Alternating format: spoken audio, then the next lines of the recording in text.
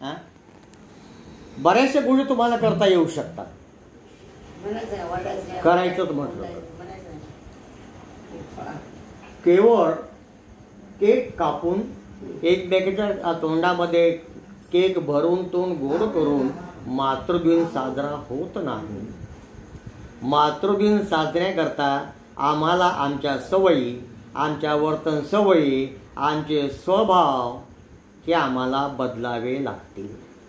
आम्हाला आमच्या मर्यादा सांभाळाव्या लागतील. आम्हाला एकमेकांचा आदर करावा लागेल आणि एकमेकांची कदर करावी लागेल. तरच आपलं कुटुंब हे अभंग राहू शकतं. या कुटुंबाला कोणीही तोडू शकत नाही. जसं 5 बोटांचे एकत्र आल्यानंतर मूठ तयार होते आणि त्यामध्ये एक शक्ती निर्माण होते, त्याच पद्धतीनं आपलं सारं हे कुटुंब एक असलं पाहिजे, एकत्र असलं पाहिजे आणि हे कुटुंब जोडण्याचं काम आई करते.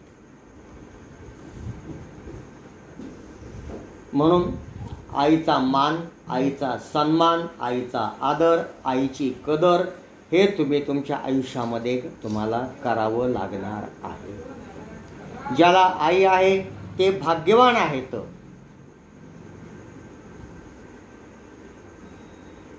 आणि ज्याला आई नाही ते दुर्भागी आहे. बरेचसे लोक आहेत त्यांची आई बालपणीच गेलेली असते, त्यांना आईचं सुख मिळत नाही. तर आईचं मोल करा, आईचं किंमत करा, आईचा आदर करा, आईची कदर करा आणि आईला जेवढा सन्मान तुम्हाला देता येईल तेवढा सन्मान तुम्ही तुमच्या आईला द्या. काकू जरी असली तरी आईच आहे, बरोबर आहे. केवळ जन्म दिला म्हणजे आई होत नाही. पुढची जबाबदारी फार मोठी आहे. लहानाचं मोठं करणं, वाढवणं, खाऊ पिऊ घालणं, त्यांचं कपडे धुणं, सगळं करणं, मोठेपणी सगळं त्यांचा संसार मांडून देणं, हे सगळं आई करत असते आणि तिला करावं लागतं. म्हणून आईचं मोल जाणं, आईचं महत्त्व जाणं आणि आईला जेवढं तुम्हाला सुख समाधान देता येईल तेवढं तुम्ही सुख आणि समाधान देण्याचा प्रयत्न करा. या निमित्तानं मी तुम्हाला एवढंच सांगू इच्छितो. आणि ह्या आईंचे आशीर्वाद तुमच्या पाठीशी आहेत, ते काही कमी होत नसतात. उलट आईच्या प्रत्येक कृतीमध्ये तुमचं कल्याण असतं, बरोबर आहे. आई कधी म्हणते का माझ्या लेकराचं वाईट व्हावं म्हणून?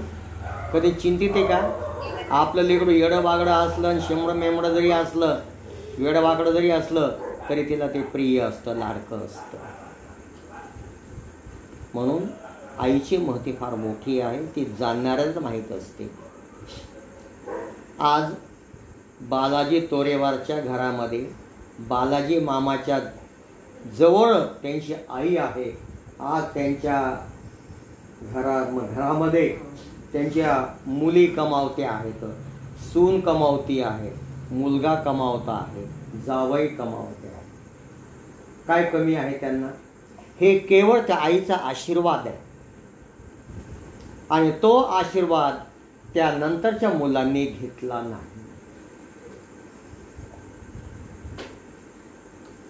आम्हाला सुद्धा आमच्या आईची सेवा करण्याचं थोडंफार भाग्य लाभलं आणि मी म्हणतो ना की माझं जे कौटुंबिक जीवन एवढं सुखसमाधानामध्ये चाललेलं आहे केवळ माझ्या आई बाबाचा आशीर्वाद आहे. आत्ताही म्हणत असतो मी कोणाला, माझ्या आई बाबाचा आशीर्वाद आहे. मी म्हणतो हे सारं जे वैभव जे आहे ना हे माझ्या आईच्या आशीर्वादाचं फल आहे. आम्ही काहीच कमावलं नाही आयुष्यामध्ये, फक्त आईचा आशीर्वाद कमावला. हा आशीर्वाद आईचा महत्त्वाचा असतो आणि ह्या आशीर्वादाचीच अपेक्षा तुम्ही तुमच्या जीवनामध्ये करायची असते. ठीक आहे, आपण आता त्या केक कुणी कापायचा तो? हा, तिघीने मिळून कापायचा का? चमचा घ्या.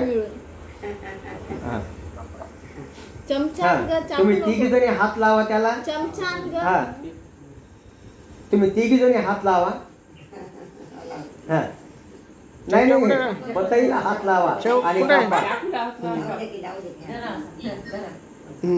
ठीक आहे सरळ धरा. चाकू हॅपी उलटा. चाकू उलटा झाला का? चाकू उलटा झाला का बघ ना. हा happy mother day. Happy mother day. Happy mother day. Happy mother day. Happy mother day. Happy mother day. Happy mother day. आगलही छान केला. हा तुम्ही आता एकमेकींना भरवा. मोठ्याला काजू खाऊ घाला. हा हा आणि एकमेकींना भरवा. हा हा अरे घे थोडस. अगं खाय ग खाय. हा आता तू भरव त्यांना. हा तुम्ही काय तुम्ही भरवा एकमेकींना भरवा. अरे आताच लावलं ते.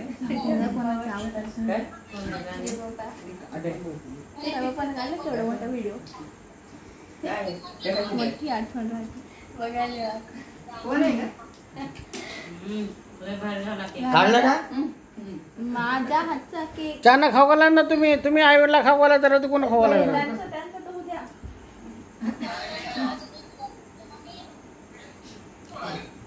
प्रभू रामचंद्राला किती आया होत्या? 3. प्रभू रामचंद्राला वनवासाला कोणा पाठवलं? असं धरणार आहे. एक आईनं पाठवलं. बरोबर आहे. काय नाव तिचं? कैकेयी. पण वनवासाहून परत आल्याच्या नंतर प्रभू रामचंद्र आपल्या सख्या आईला भेटले नाहीत. कुणाला आधी भेटले? मग ज्या आईनं वनवासाला पाठवलं त्यांना त्याच आईला आधी भेटले, तिचे पाया पडले आणि नंतर मग दुसऱ्या आईला भेटले आणि शेवटी सख्या आईला भेटले.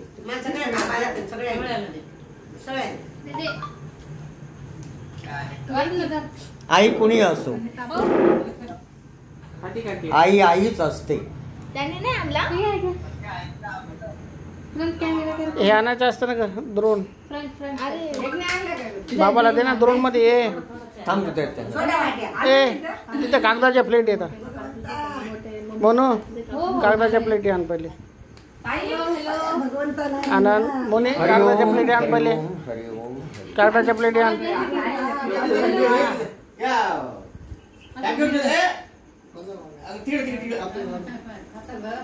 हॅलो.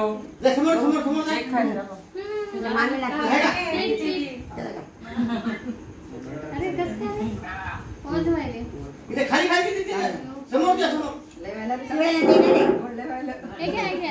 मी खाल्लं रे नको खूप झालं. अरे मला सगळं